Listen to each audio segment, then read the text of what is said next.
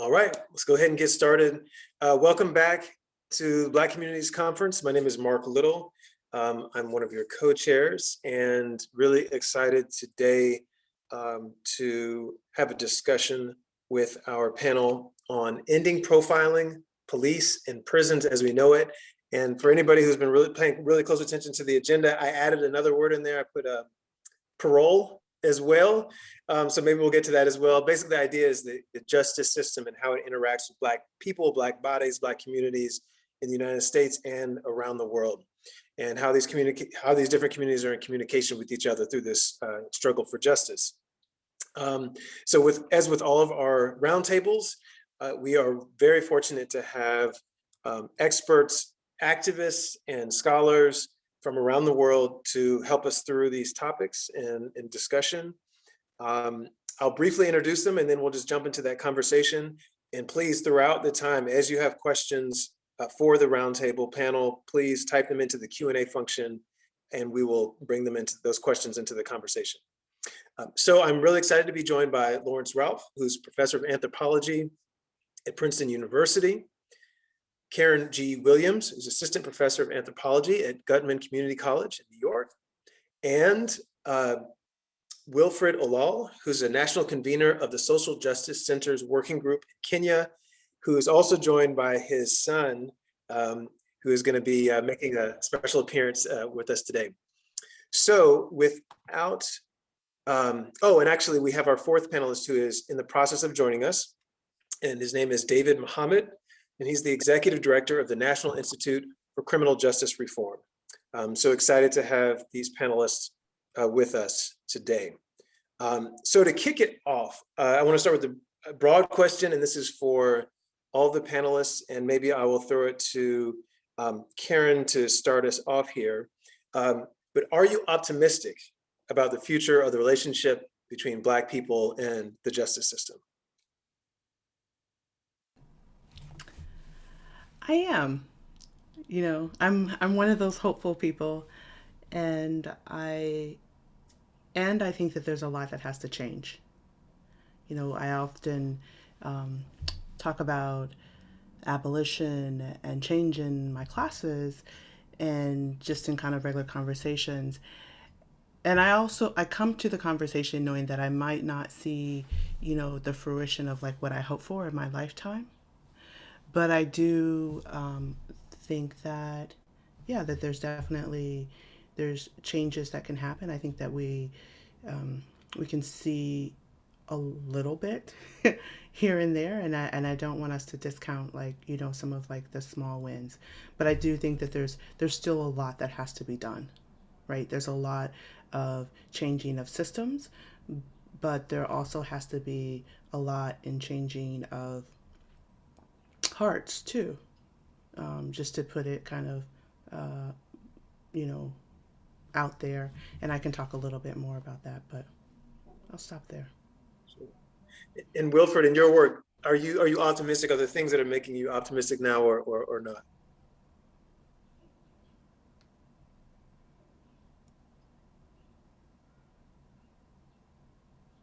Yeah, so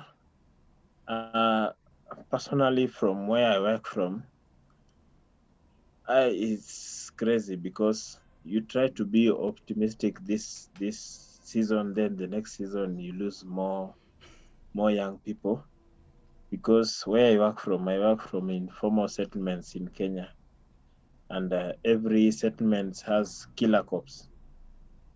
I was looking at my reports, and in one settlement called Madare Slums in Nairobi, the last 2 months we've documented cases of 16 young men below the age of 35 who've been killed by police.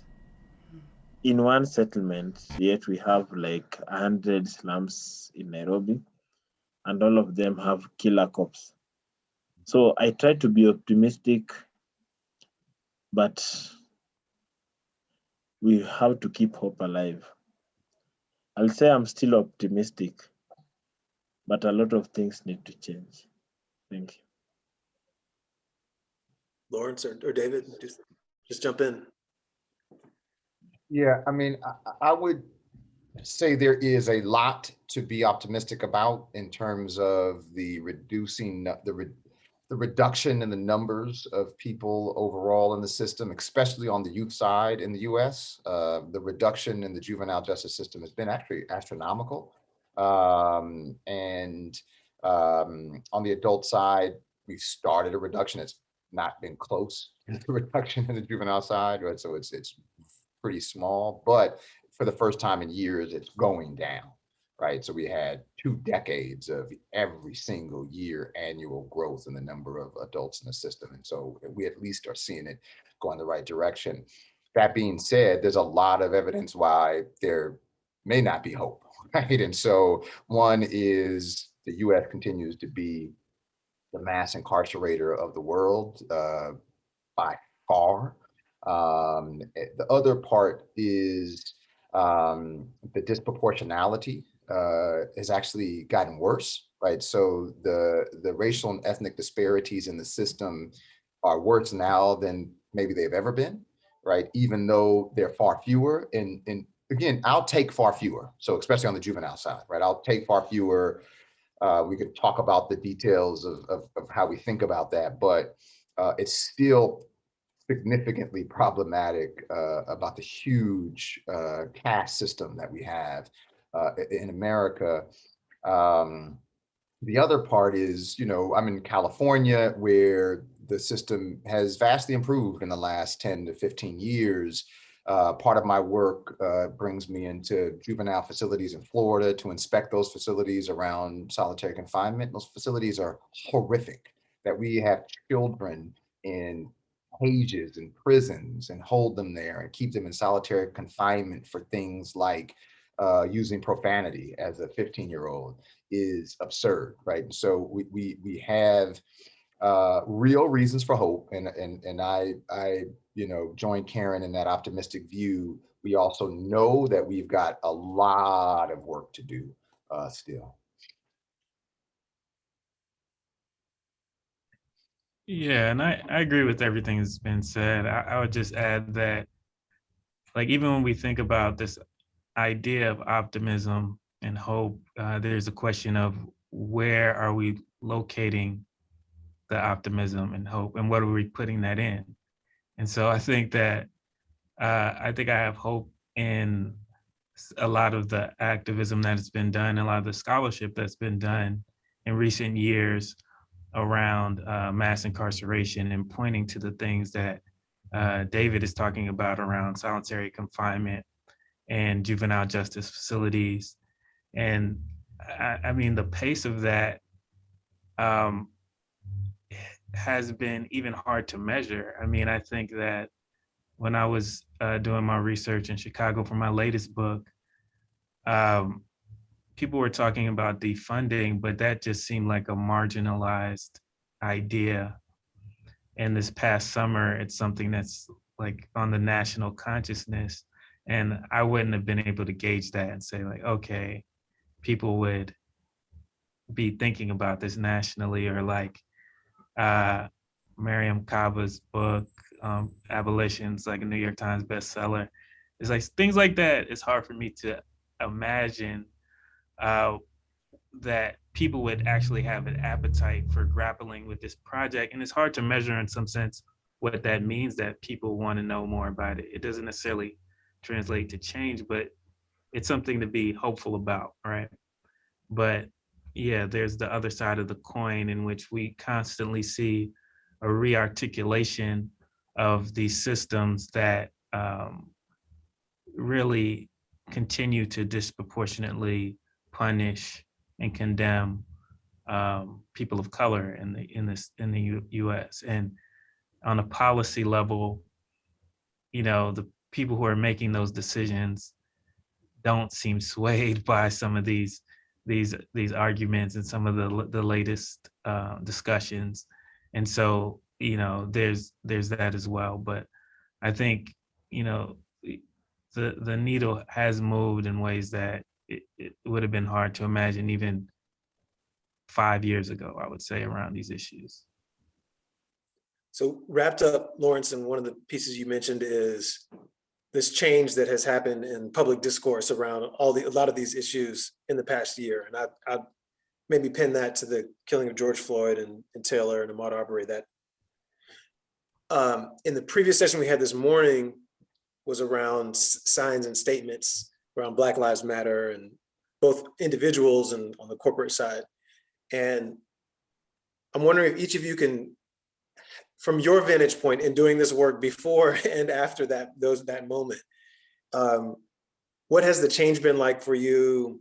You know, whether you're working as an activist or running an organization doing this work directly, or whether you're teaching. And Lawrence, you talked about it a little bit, and kind of you were surprised that these things have become at least talked about. But maybe just each of you talk about what is it, that observed change that you've seen, and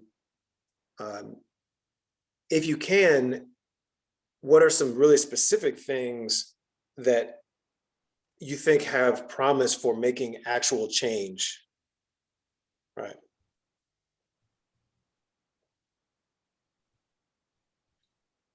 Yeah, I can speak broadly on this. I mean, I think that you know, when we think about actual change, if we look at again the activist space and who's actually you know, doing the protests and when like Floyd and Taylor around these issues, and you know, nationally, internationally, is actually a really diverse group of people, right? And a really diverse group of people organizing under the banner of Black Lives Matter. And you know, I think that's really important and telling, because again, like 5 years ago, you know, people didn't even understand what that really meant, right? Or willfully ignored what that meant, or you know, juxtaposed Blue Lives Matter, All Lives Matter, these things. And so I think for people to absorb that now and to recognize that no, there is this sense now that like the most vulnerable of our society, that has an implication for how everyone lives, right?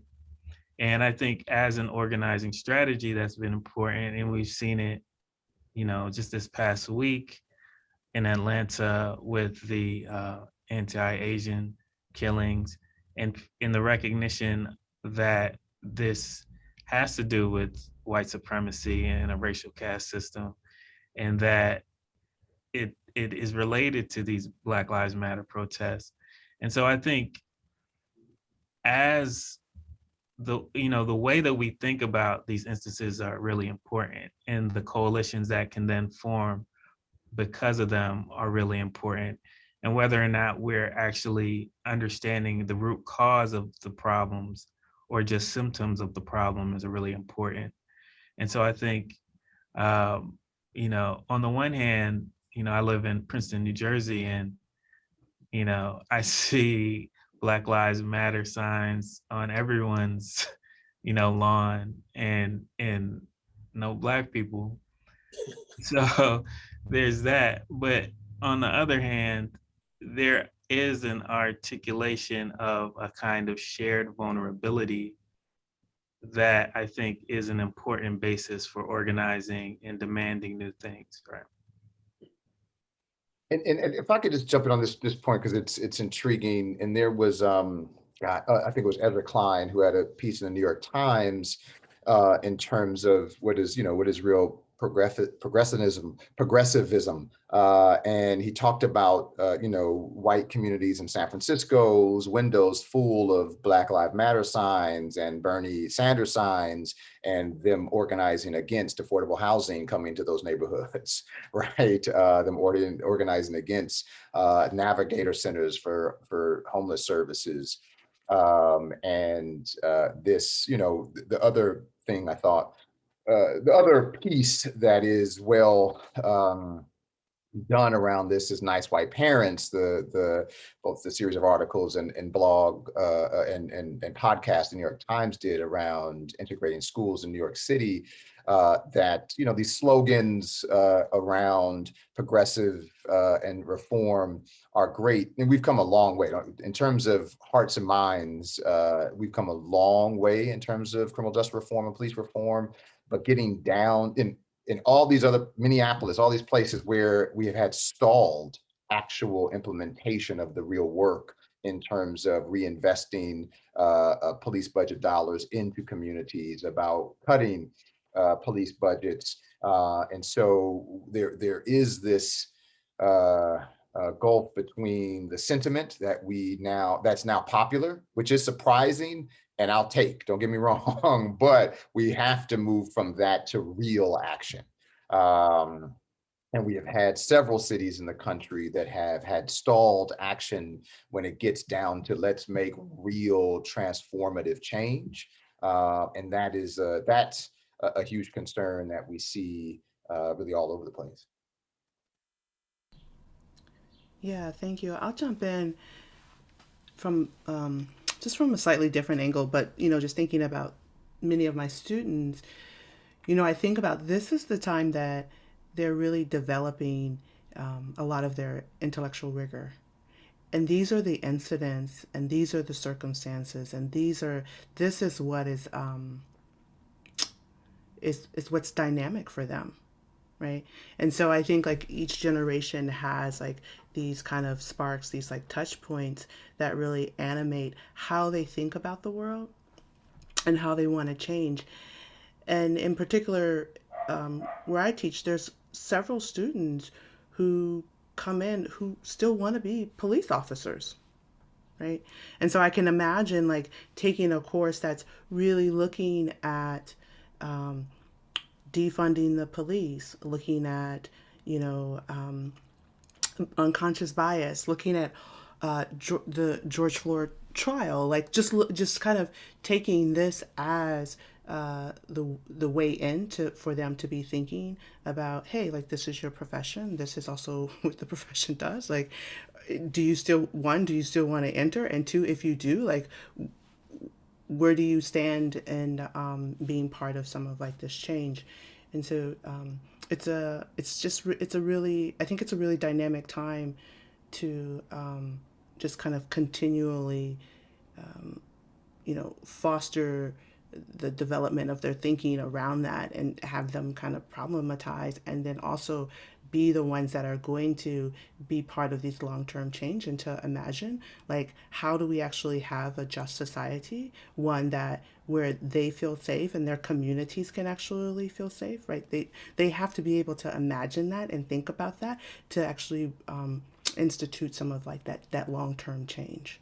So I mean that's really also part of like what I'm kind of interested in laying some of that groundwork.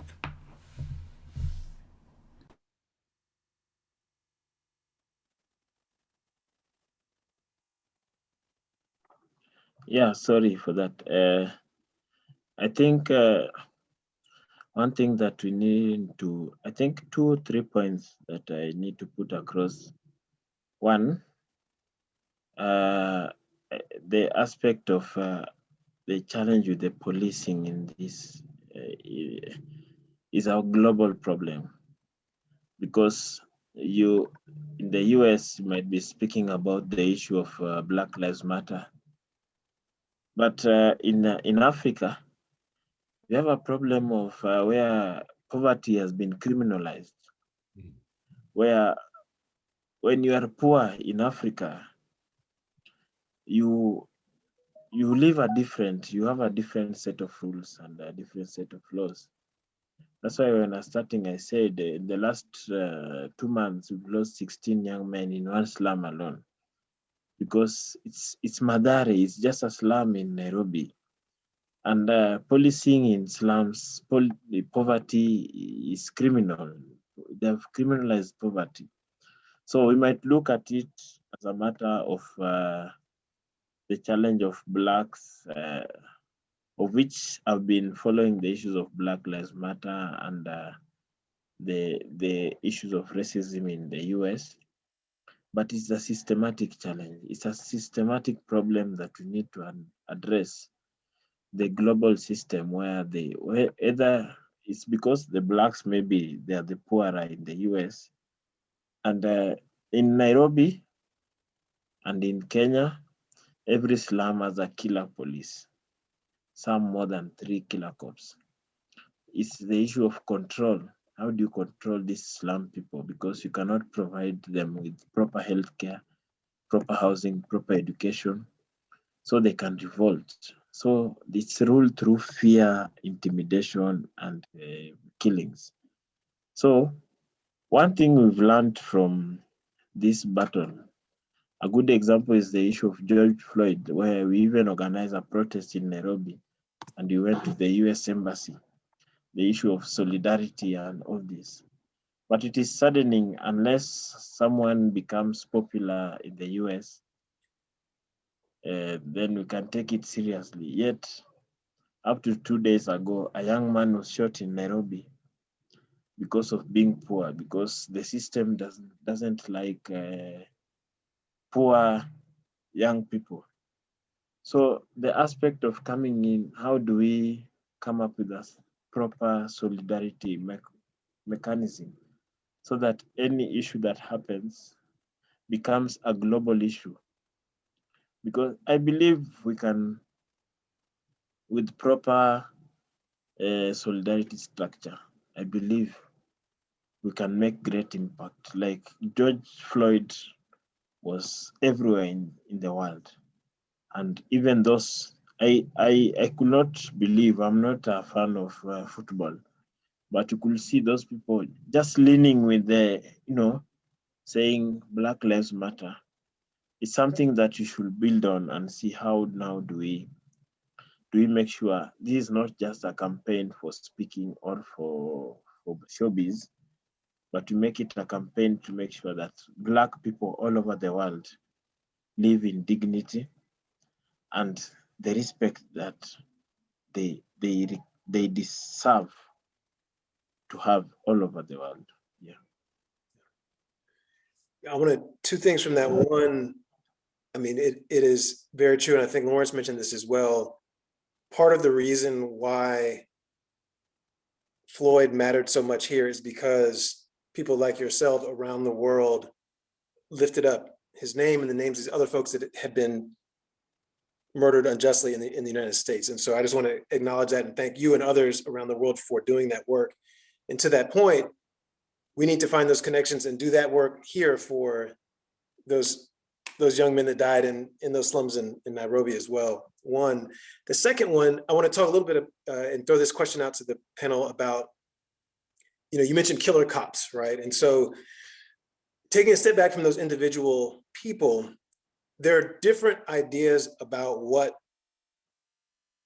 the police force and the justice system is supposed to be doing, right? Who is it supposed to be protecting and who is it supposed to be serving? And I want to throw that to the panel to talk about, because something that has come up in some of the previous roundtables is, the folks who are at the conference and are on the panels are broadly in agreement about what should be happening. But if you take a step beyond us, other people have very different ideas about kind of what should be happening. And so I wonder if you could talk in your work, and we can think about police, but just justice system broadly. What are these competing ideas about what it's actually supposed to be here for? Who is it protecting? Because I think it's important for us to realize that there's these different ideas if we're thinking about what solutions we might want to be implementing. And anyone feel free to jump in. I'll maybe start. So the work of the National Institute for Criminal Justice Reform is in several jurisdictions in the US, both working on kind of criminal justice reform matters as well as violence reduction issues. And that has now included a lot of police reform, these reimagining public safety processes. And so if we take, I think, very good point in terms of those of us in this work, those of us who I think would consider ourselves advocates have some general agreements. And there's nuanced differences amongst us, I'm sure, but general agreements.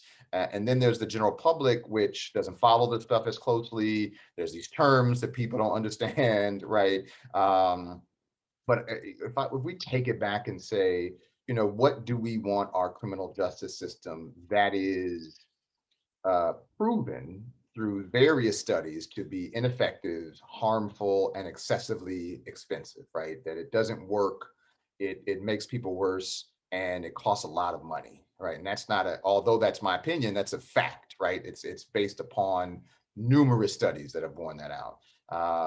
Yet we could argue that it needs to exist in a very different way, but needs to exist for a small number of people. Who might that be?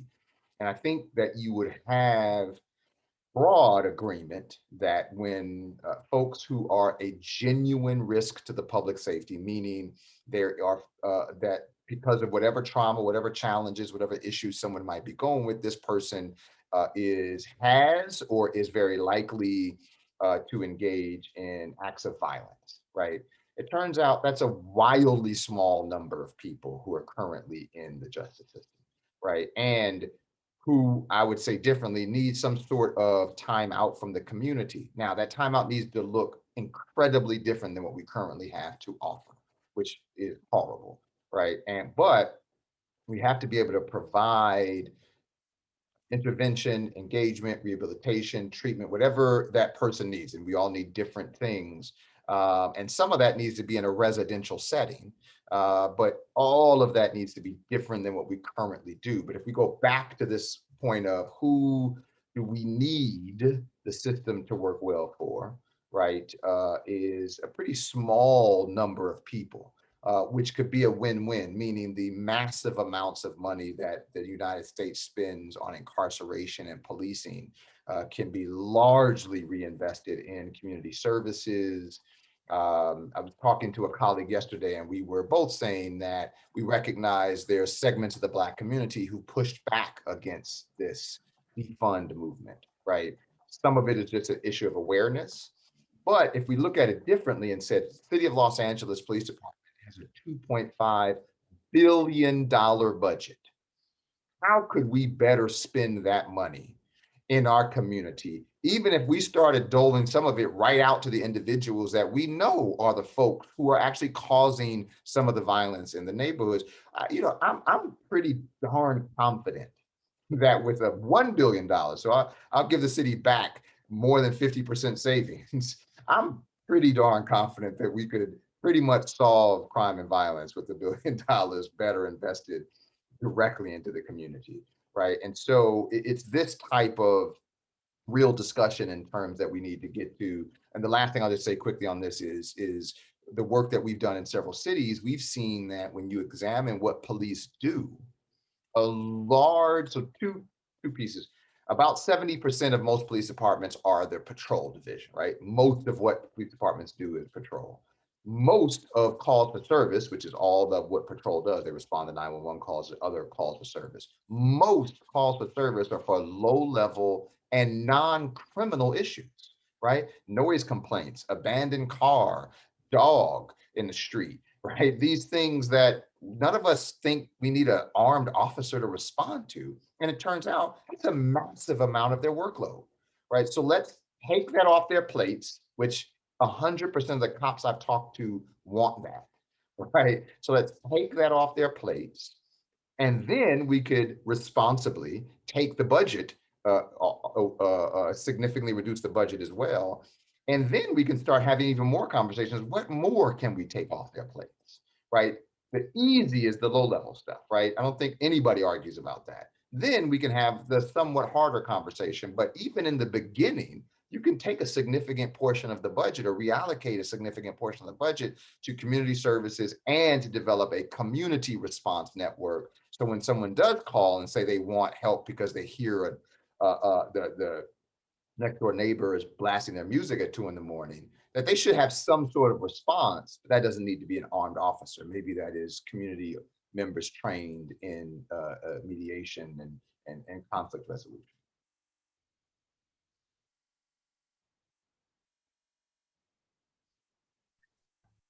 Yeah, I mean, I would agree with what David's saying, and I think right now we are having this discussion about I think another way to think about defunding is a kind of like reprioritization. Like which, by the way, makes for a worse slogan. So, like, for the people who are like, why do you have to call it defunding? Because reprioritize way police spend their money is not a good slogan.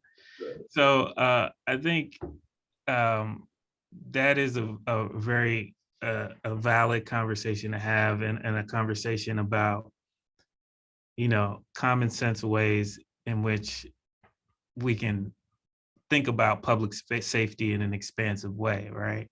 And I think it's important to have these conversations because there is a lot of misinformation being shared.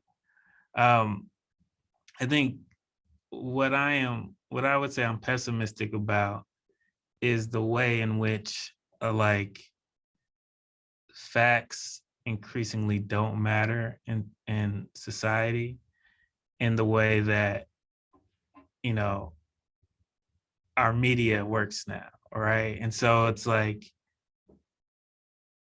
there is a kind of a discrepancy between what we know could work and what we know works based on data, and just these ideas that continue to motivate people based on, I think, other things that I think Wilfred was talking about. I think he got cut off. But I think, what it boils down to is a basic way in which um, people are are you know divided based on social difference and placed in a hierarchy and made to believe that others in our society are threats, right? Whether they're poor or black or because of the religion they practice. And I think that becomes so powerful as a way to then justify policing and all these other things. And that's time tested and honored, right? And so I think what we're also fighting against is that what we know to be true about public safety and the way that law enforcement works and the way that police spend their time, but also an outsized idea of threat and danger that comes at us from all sides, comes at us through the media, comes at us through television shows and movies, in which we're led to believe these things that happen at a very small, you know, percentage, like terrorism. We're led to believe that we should be afraid of that every day, and we should be, and we need police to protect us from that, right? And so I think that's a major challenge. A major challenge is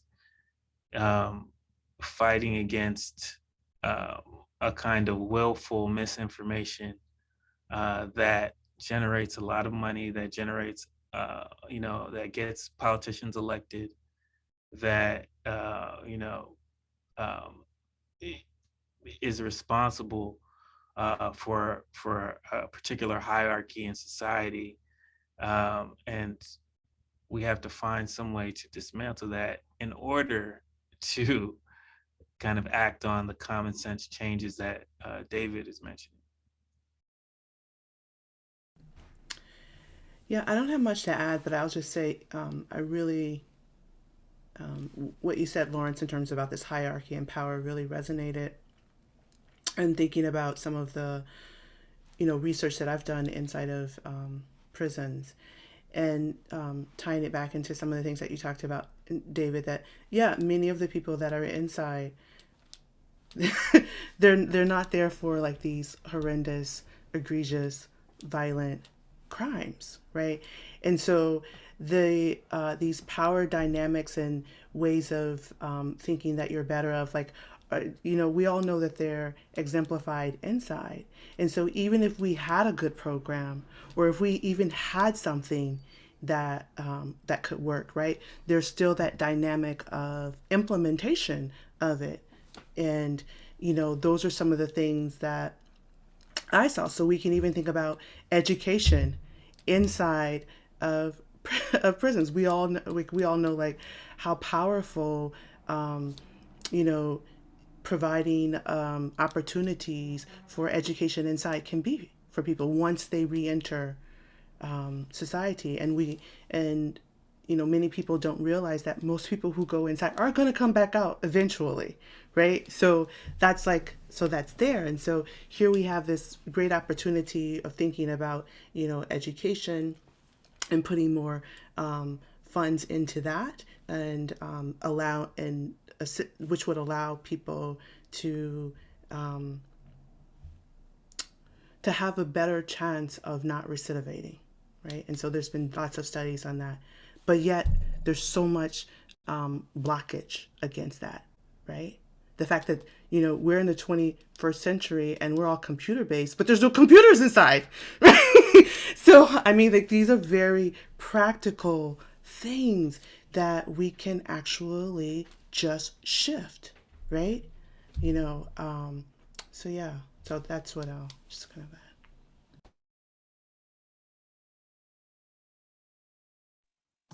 Wilfred, I know you had to cut out for a second, but the kind of question, the conversation people were responding to is, it was based off of your last statement that there's this perception of whole classes of people as kind of automatically being dangerous, and it kind of related to what David was saying. The actual percentage of people who are actually dangerous is infinitesimally small, but because of racism, because of classism, because of the role the media plays in this, there's belief that it's, 20% of the population, these huge numbers, right? And so to your point, Wilfred, that you're making, because people live in a particular place, they are dangerous. That is what makes them dangerous, and that is what makes them a threat. And so maybe the question for you to take us through is, in your context in Nairobi and Kenya, who do you feel is actually benefiting from the current situation? Who is the police working for? Other than those individual cops that you talked about, whose mind are you trying to change in the work that you're doing? Yeah, thanks, and sorry for that. We had a small power blackout, and I had to work my out. So first, on the issue of police, I think the police are working for the system. The police are protecting the powers that be. And on the issue of the people, I've been to prison because of the work that I do. Sometimes you get into bad books with the government, and you are arrested because of framed reasons. I've been arrested because of organizing protests. I've been arrested because of advocating for human rights. I've been arrested for so many reasons. So I've been in prison, and I've fought cases. I've had 5 cases which I've had to battle out in court successfully. But you talk to people, you'll find that most of the people in prison, you do not fight all men. Most of them are young people, and you look at the charges. They are petty offenders. Someone was found with a phone. He stole a phone for maybe $10 or $20. Yet we are living in a country. In Africa, we have people who loot. Recently, the president of Kenya indicated that this country loses 2 billion Kenya shillings every day through corruption. But why are those people? Why are they not in jail? But jails are currently, the last report, which I think it was in 2018, said that Kenya prisons have around 50,000 people, yet they are supposed to accommodate around 20,000 people.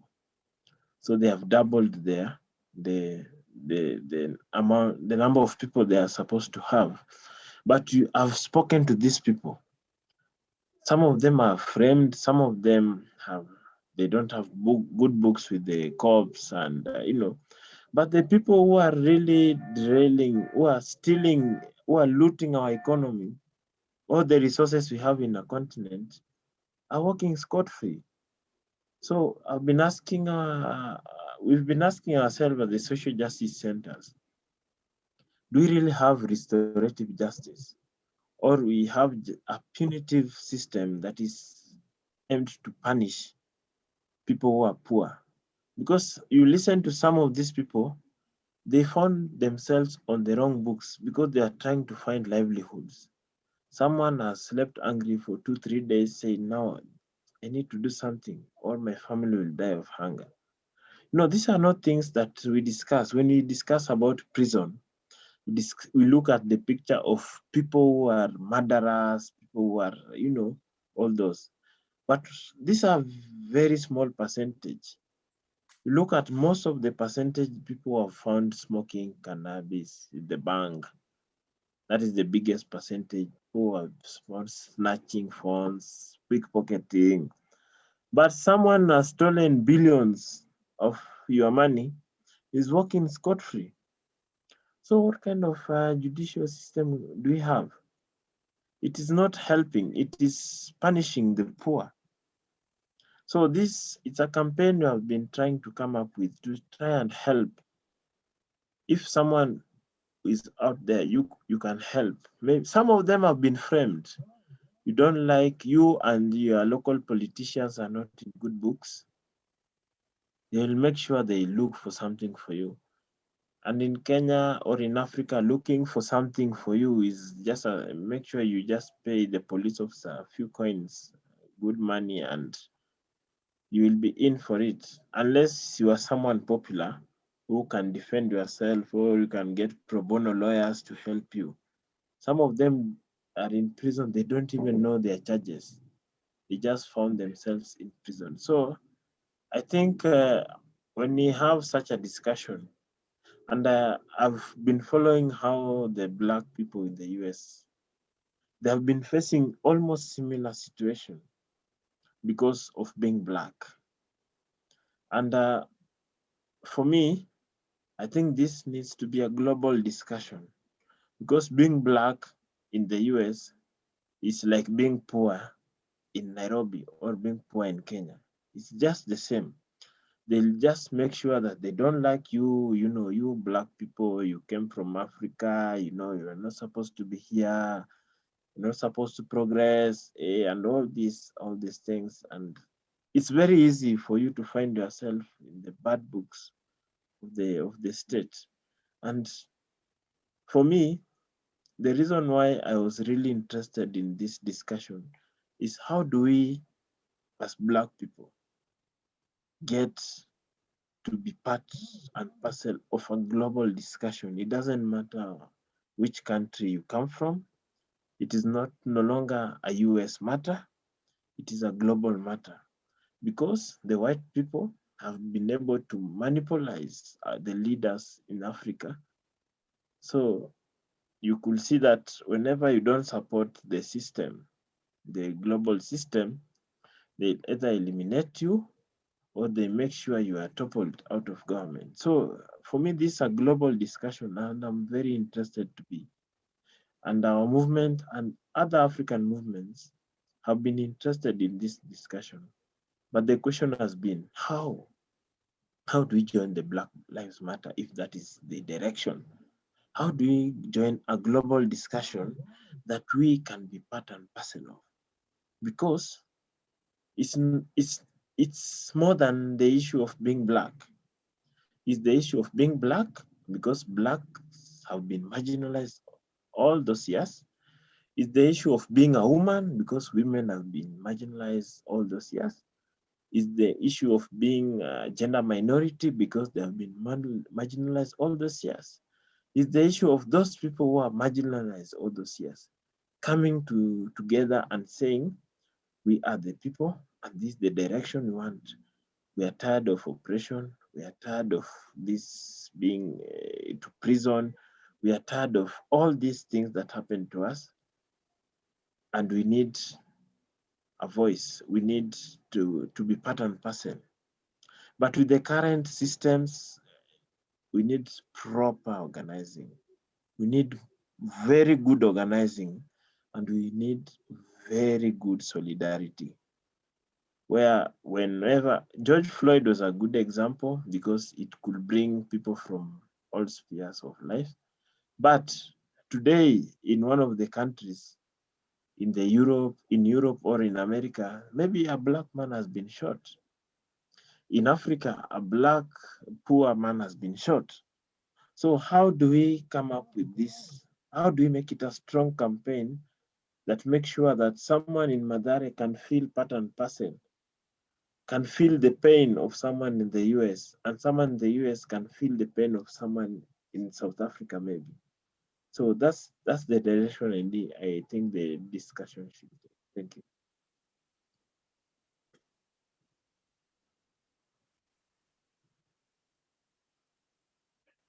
Well, that's a good question for the rest of the panel.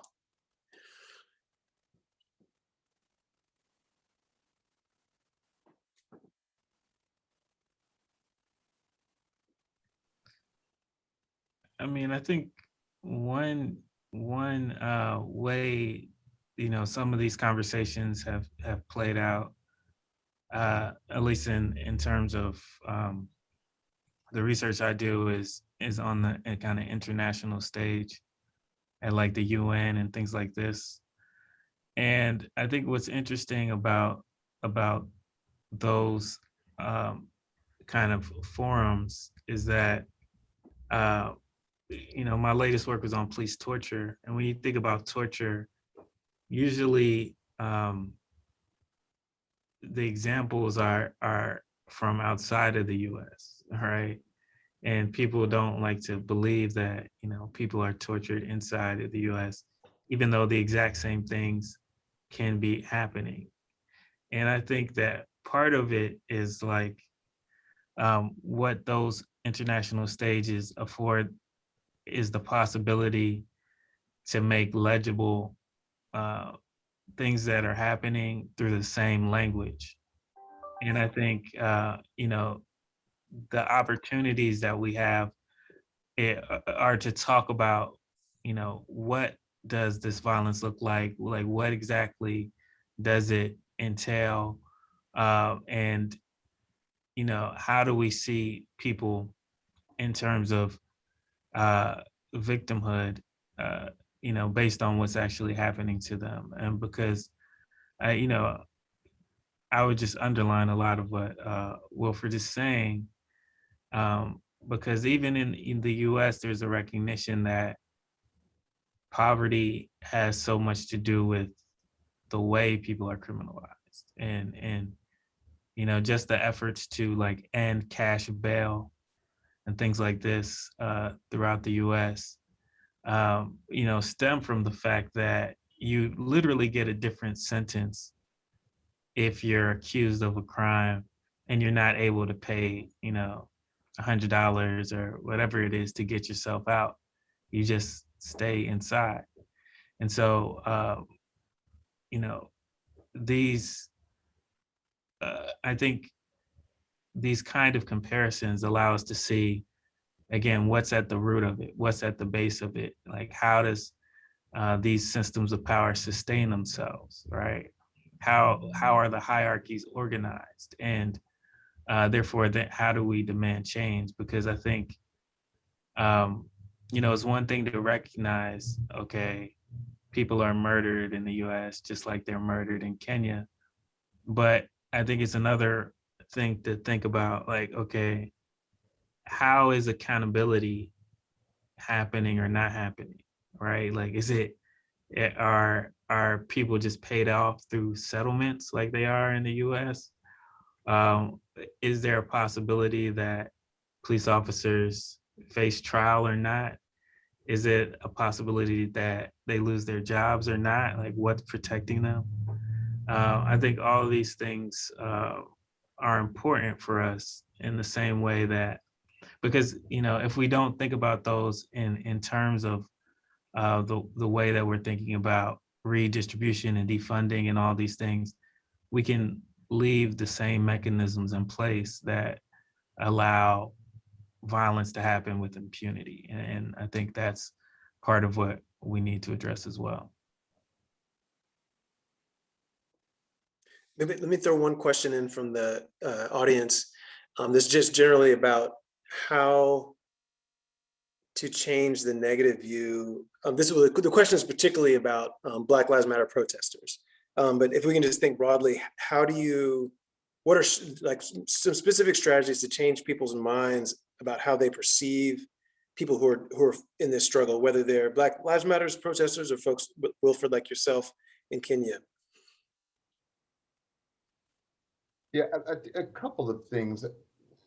One, we've just got to come to terms with a few realities that when we have demonstrations and peaceful demonstrations, which of course we should have and what is best, we don't have a lot of attention from the media, right? And then the media puts a lot of attention when something goes up in flames, right? When there is destruction of property of some sort. And then that attention seems to lead to at least some attempted action, right? And it's unfortunate, right? Because I certainly am in no way advocating what some might call rioting, but we've got to be honest around what does capture people's attention. And you have all these cities around the country who have adopted these reimagining public safety task forces, who have done some initial cuts to the police budget and reallocation, even if it's small and to start. But numerous cities around the country have done this, right? And absolutely would not have done it if there weren't this amount of protest, as well as protests that rose to the level of some destruction of property, right? And so while I would never advocate for that as an effective strategy, we've got to be honest in our observation of how things occurred, right? And so,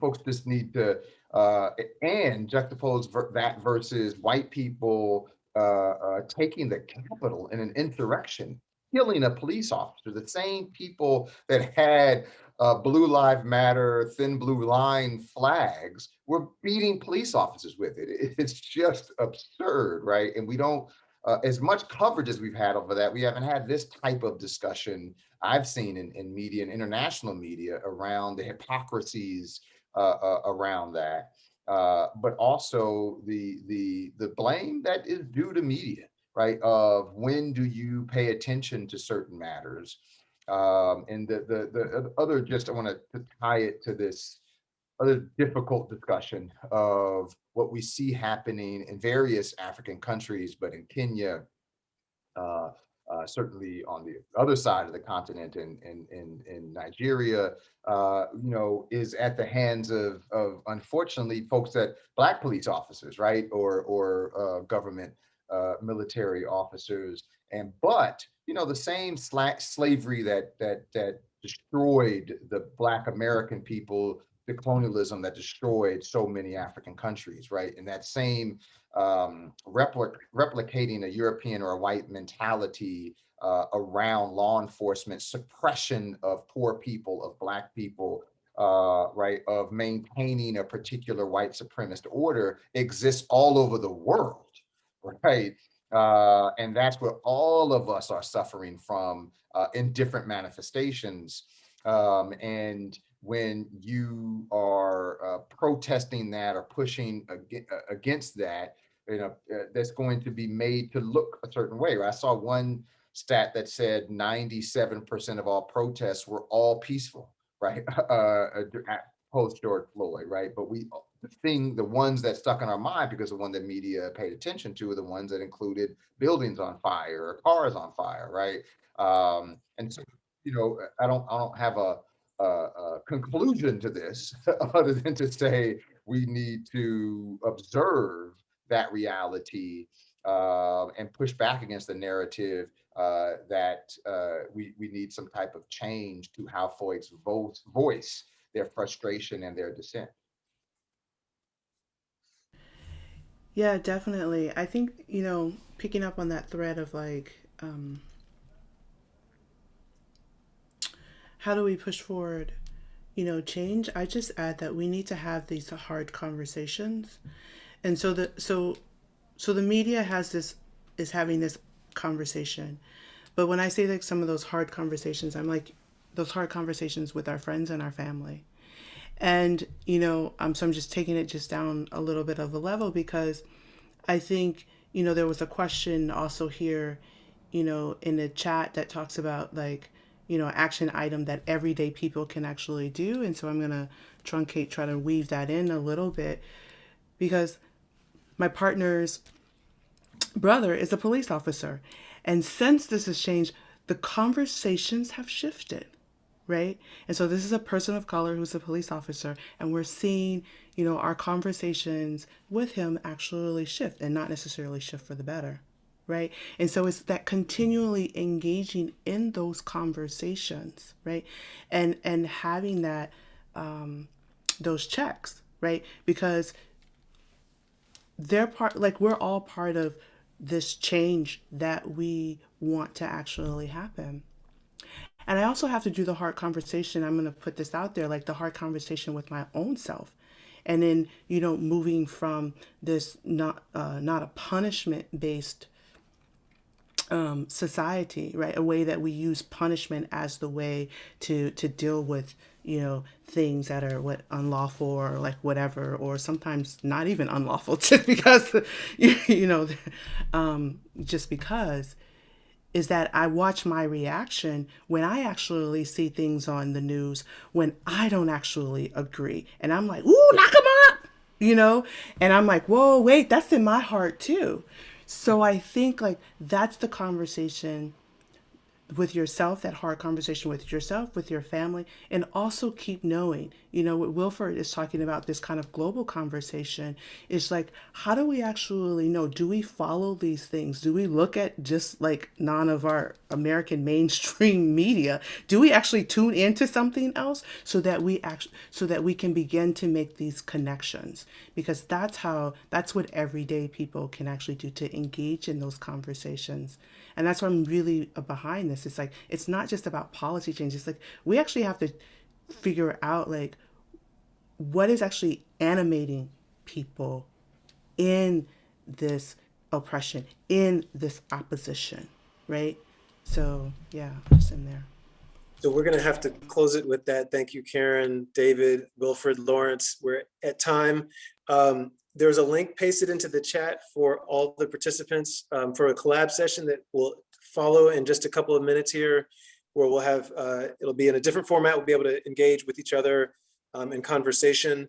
So I just want to thank all of our panelists. Hopefully some of you will be able to join the collab session if you're so inclined. But yes, thank you again for your words, and we will be in touch.